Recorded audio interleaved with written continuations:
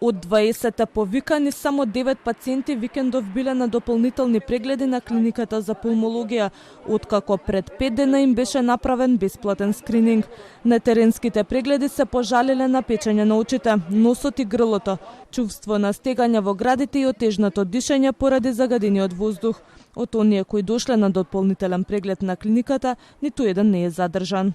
На клиниката за пулмологија беа упатени пациенти со недоиследена хронична респираторна болест или пациенти кои веќе имаат хронично респираторно заболување, но слабо контролирано заболување, за кое има потреба од ревизија на терапијата од страна на специјалист пулмолог.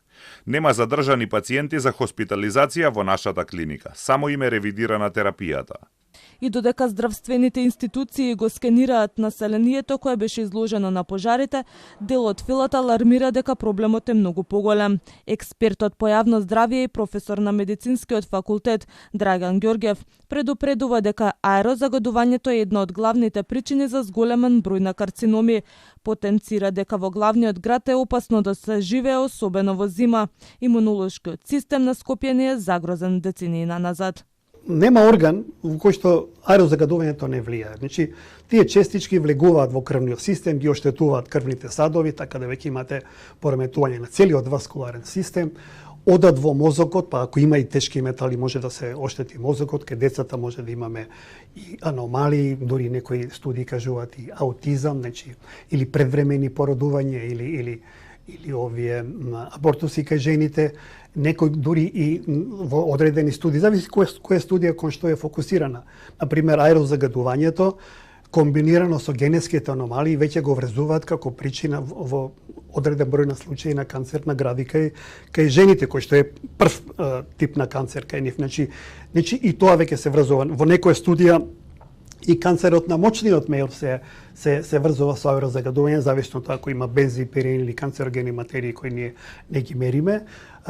Диабетот исто реков се врзува со аерозагадувањето. Пред половина месец главниот град беше завијан во црн чат откако избувна пожар во фабрика за електронски отпад. Пожарот беше изгаснат за 10 часа, но мештаните се жалат дека чадот не престанувал ни по неговото гаснење. Надлежните направија неколку мерења на воздухот и резултатите покажале дека имало 12 пати повеќе од дозволената количина на кадмиум и за 50% зголемено загадување детектирано на олово и арсен. Обвинителството отвори истрага за кривично дело загрозување на животната средина и природа со отпад, со која се опфатени фирмата Ф групација, Маријанчо Дамевски, собственик на компаниите Нула отпад и Леман, неговата ќерка Лора Дамевска и уште 2 лица. На Дамевски му одреден 30-дневен притвор, додека на останатите осомничени им е изречена мерката куќен притвор. Освен пожар во Скопско Трубарево, огнени стихии ја зафати и дивата депонија во Вардариште и депонијата Дрисла.